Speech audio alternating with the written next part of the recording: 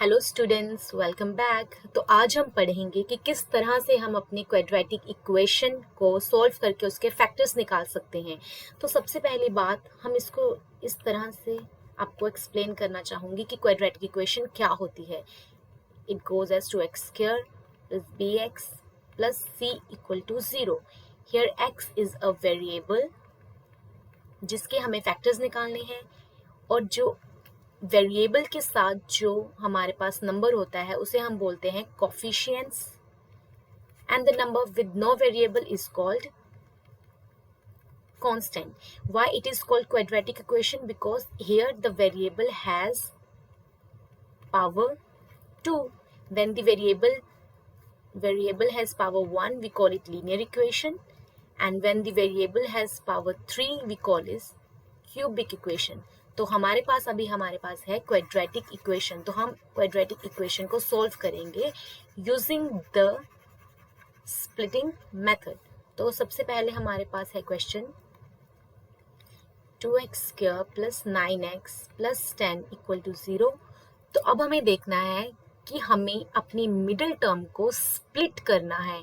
हमें इसको इस तरह से स्प्लिट करना है, हमें इसको स्प्लिट करना है ऐसे दो नंबर्स में जिसको मल्टीप्लाई करने पर इन दोनों का प्रोडक्ट आए। Like 2 into 10 is equal to 20 आए, और इन्हीं दो नंबर्स को प्लस या माइनस करने पर हमारे पास आए हमारी मिडिल टर्म जो कि है 9। तो हमें इस तरह से दो नंबर चूज करने हैं जिन्हें मल्टीप्लाई करने पर 20 आए और प्लस माइनस करने पर आए हमारे पास 9। तो अगर हम करें 5 into 4 that is 20, and 5 plus 4 is 9। तो we got a term, so we can solve it as like this: 2x square plus 4x plus 5x plus 10 equal to 0. 2 and x taken common, we can split it as 2 into 2. 2 is taken common, we are left with x plus 2. Here also 5 taken common, and it can be written as 5 into 2. That is why 5 is taken common. So we are left with x plus 2 equal to 0. This term taken common, and 2x plus 5 equal to 0. These terms are equal to 0, so we are left with x is equal to minus 2 and x is equal to minus 5 by 2. This is the solution. अगर now अभी मैं आपको एक example और देना चाहूंगी इसमें। Bye chance अगर आपके पास सेम क्वेश्चन है, same question, but the signs has been changed, 2x square minus 9x plus 10 आ गया है, तो अब क्या करेंगे हम? How we will change it? We can rewrite as minus 5x and minus 4x plus 10। 5 4 से तो 20 रहेगा, बट हमें इस साइन की भी रिस्पेक्ट करनी पड़ेगी। हमें ऐसा नंबर चूज करना है, हमें फ्रंट में ऐसा नंबर रखना है जिसके आगे हम लगाएं माइनस का साइन। तो अगर हम इसमें चूज करें तो हमारे पास क्या आएगा? 2 is taken common, x is taken common, we are left with x minus 5. Here also minus is taken common, 2 is taken common, तो we are left with x minus 5. क्योंकि माइनस क्या होता है, प्लस क्या होता है, माइनस माइनस, माइनस बाहर ले लिया, एक माइनस अंदर आ गया, तो हमारे पास क्या आएगा? यहाँ पे हमने कॉमन लिया 2, सॉरी यहाँ पे 2 नहीं आएगा, इट्स 2x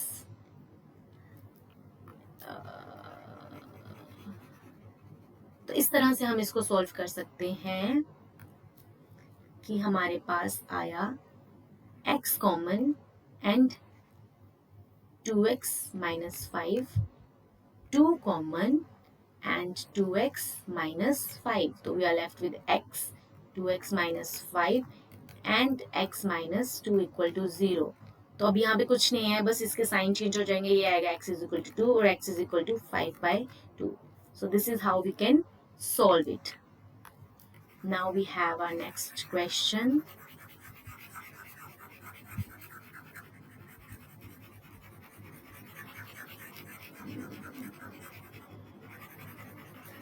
तो मुझे लग रहा है कि आप सबको आई गेस समझ लग रहा होगा कि मैं किस तरह से एक्सप्लेन कर रही हूँ.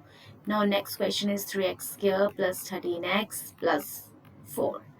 तो इसमें हमें ऐसा नंबर चूज करना है जिसको मल्टीप्लाई करने पर आए 12 और प्लस माइनस करने पर आए 13. तो 12 कैसे आ सकता है? 6 to the 12, but 6 plus 2 is 8, तो हम उसको चूज नहीं कर सकते. हम कर सकते हैं 4 3 ज़ा 12, बट 4 इंटू 3 इज 7, हम इसको भी चूज नहीं कर सकते. तो हम कर सकते हैं 12 plus 1 is equal to 12 and 12 plus 1 is equal to 13. So we are here with our solution 2x square plus 12x plus x plus 4. तो 3 आया कॉमन, x आया common, we are left with x plus 4 because 12 को हम लिख सकते हैं 3 into 4 करके. तो we are left with x plus 4 equal to 0. तो x plus 4 आया कॉमन, 3x plus 1, तो हमारे पास आता है x minus 4 and x is equal to minus 1 by 3.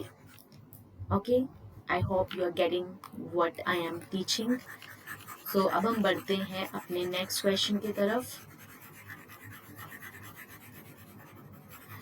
बस हमारे पास इसमें ये स्ट्रेटेजी, ऐसे दो नंबर्स चूज करने हैं जिससे हमें पता चल सके कि हमें ऐसे कौन से दो नंबर चूज करने हैं कि हमारे पास स्प्लिटिंग मेथड यूज हो पाए. 3x square plus 10x minus 8. तो 3 और 8 होता है 24. अब हमें इस तरह से दो नंबर चूज करने हैं जिनको मल्टीप्लाई करने पर आए 24 और प्लस या माइनस करने पर आए हमारे पास 10. तो 24 कहाँ पे आता है?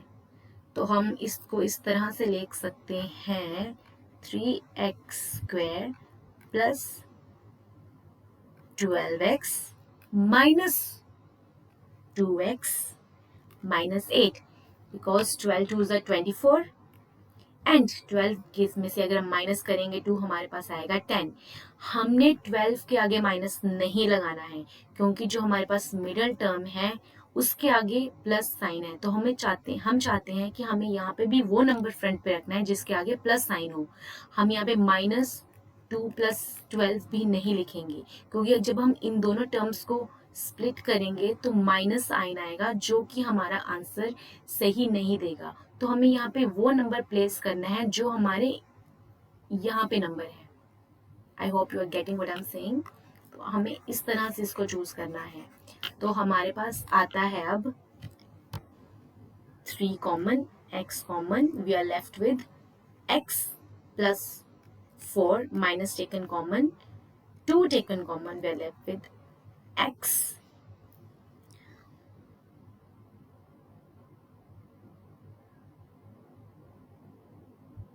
माइनस इज टेकन कॉमन ना, तो अंदर आ जाएगा x प्लस 4 इक्वल टू 0. तो this is 3x minus 2 and this is x plus 4 equal to 0. तो it is x is equal to 2 by 3 and x is equal to minus 4. So this is our solution. Because minus minus था ना यहाँ पे, तो it can be written as minus common ले लिया तो अंदर रह गया ओनली प्लस का साइन. तो we are left with this answer. अब हम सॉल्व करेंगे एक बिगर टर्म को जो कि है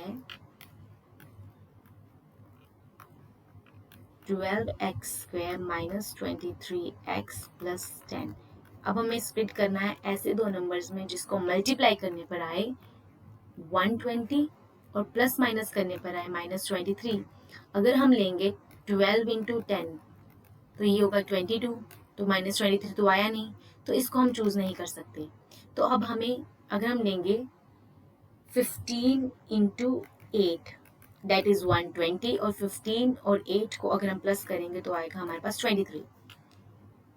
तो हमारे पास हमने नंबर चूज कर लिया है जो कि है 12x square minus 8x minus 15x plus 10. तो अब फिर से आपको ध्यान देना है कि यहाँ पे माइनस साइन था तो हमने यहाँ पे माइनस चूज किया ताकि हमारे पास आंसर हमारे पास सही आए। अब हम इसको इस तरह से लिख सकते हैं 4 into 3 and 4 into 2. So 4 is taken common, we're left with 3. X is also taken common, 3x minus 2. Minus is taken common. It can be written as 5 into 3 and 5 into 2. So 5 is taken common. We are left with 3x minus 2 because minus हमने ले लिया common. तो 3x minus 2 को हम लेंगे common और आएगा हमारे पास 4x minus 5 equal to 0. तो x हमारे पास क्या आएगा 2/3 and 5/4.